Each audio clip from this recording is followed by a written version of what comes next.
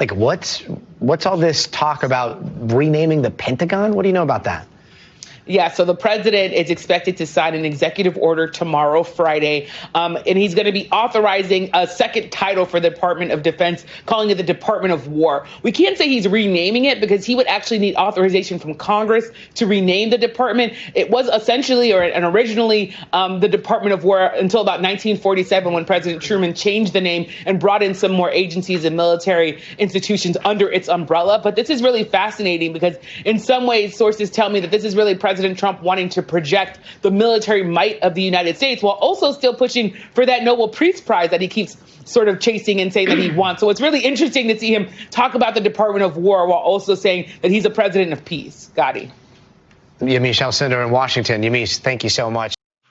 All right, Shalom. Let's start saying Call Halayim La Yahweh, by Hashem Yahushai, by Hashem Harikak Ma'amah. Double honors to the elder apostles of Great Millstone, and double honors to our elder apostle as well down here in the lands and camp of Herawan, by Yashala. Salutations to the Arkham that are pushing this truth, sincerity, and truth. And peace and blessings to the men, women, and children that believe in the name Yahweh by Hashem Yahushai. All right, I'm Khanakta An by Yashala from the Lions and Yashala camp. And this is a Lions Den News and Prophecy. All right, so yeah, I'm gonna treat it like a Lions Den News and Prophecy, but yeah, it's kind of sort of is, but well, let's just get into it. This is let me get this real quick. Second Ezra chapter 15 verse 1. It says, "Speak down in the ears of my people the words of prophecy which I will put in thy mouth, saith the Lord, and cause them to be written on paper, for they are faithful and true." Now, in my opinion, um, it's what makes this prophetic. This article right here says Trump to sign order renaming the Department of Defense to Department of War. Because that's what it was the whole time. It wasn't about the, especially when he said, what is peace by force or something like that. The elder did a lesson on it, but something along those lines he said, and is really showing their agenda, what they're really about. They're about war. That's it. Nothing else. There's no democracy. That's demonocracy. You know, they're all about pushing their agenda and bringing peace through war. But it's not peace though. See that? So now him doing this really, really, really, really, really explains their whole agenda. You know? All right, it says President Trump is scheduled to sign an executive order Friday, formally renaming the Department of Defense Department of War, the White House confirmed. Trump has in recent days signaled the change was coming, pointing to the history behind the name and his belief that it better reflected the Pentagon's offensive operation. Right. That's what the Pentagon set up to do, to bring war on the earth. Fox News first reported that Trump would sign an executive order Friday to alter the name. The order will also change the title of Secretary of Defense to Secretary of War. Secretary of Defense Pete Hegseth posted the new moniker Thursday night on social platform X. It says the order also reportedly directs Hegseth to propose legislative actions to make the name change permanent. All right. Although Trump had previously indicated that it was not concerned with getting congressional approval. The Department of War was established by George Washington in 1789. It existed until 1947, when it was reorganized by then President Harry Truman. It was renamed Department of Defense in 1949. Defense is a part of that, Trump said last week, but I have a feeling we're going to be changing. Everybody likes that. He had an unbelievable history of victory when it was Department of War. See, bringing that old America back. See that? They had a They're winning more wars when it was called the Department of Wars. What are you saying? They're acting like punks, calling it Department of Defense. And Trump is basically saying he doesn't want to no longer be on the defensive. He wants to be on the offensive. But what were they doing in the beginning? They were calling, they were saying they were spreading peace on earth and democracy, giving everybody freedom. When the whole agenda was war in the beginning, from day one. All right, so let's get a couple scriptures to talk about this. All right, this Psalms 55 and 21. It says, "The words of his mouth were smoother than butter, but war was in his heart." Right? See that? That's all he thinks about is war. It says, his words were softer than oil, yet were they drawn swords. Man, see, that's crazy. You know, Sirach 12 and 16, it says, "An enemy speaketh sweetly with his lips, but in his heart he imagines how to throw thee into a pit.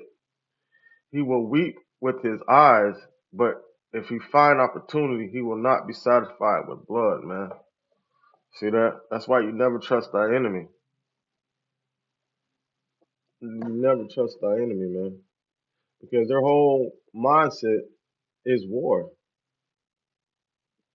You know, but the Lord is Yahweh Shalom Shai is putting him up to this. He's gonna force, like he hardened Pharaoh's heart. He's gonna force the devil to show his horns once again, man. That's the power of Yahweh Shalom Shai. He controls everything. As the Psalm 64 and 1, it says, "Hear my voice, O Yahweh, in my prayer. Preserve my life from fear of the enemy. Hide me from the secret counsel of the wicked, from the insurrection of the workers of iniquity." Because that's all they think about is how can they be wicked, you know?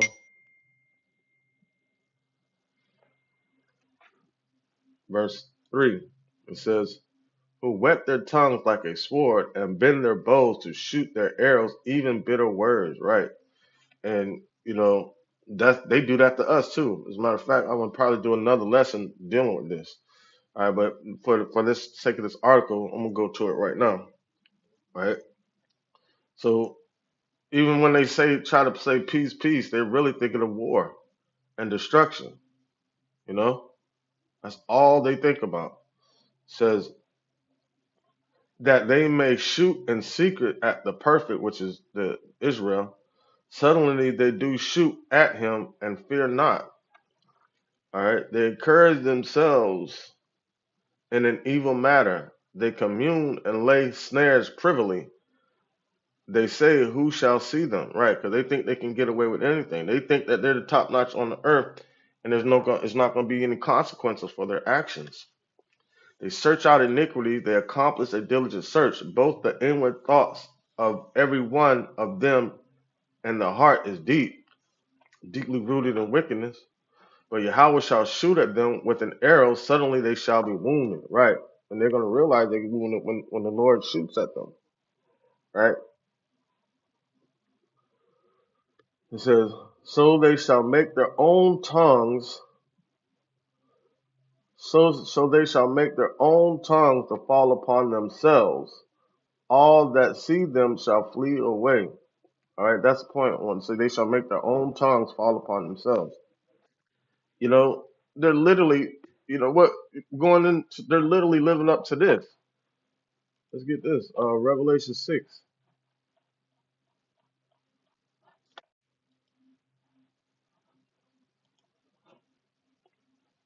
Revelation 6 and 4, it says, "And there went out another horse that was red, and power was given to him to take that sat thereon to take peace from the earth." See that? "And that they should kill one another, and there was given unto him a great sword." So their tongue is falling upon themselves, man. He wants to change the Department of Defense to the Department of War.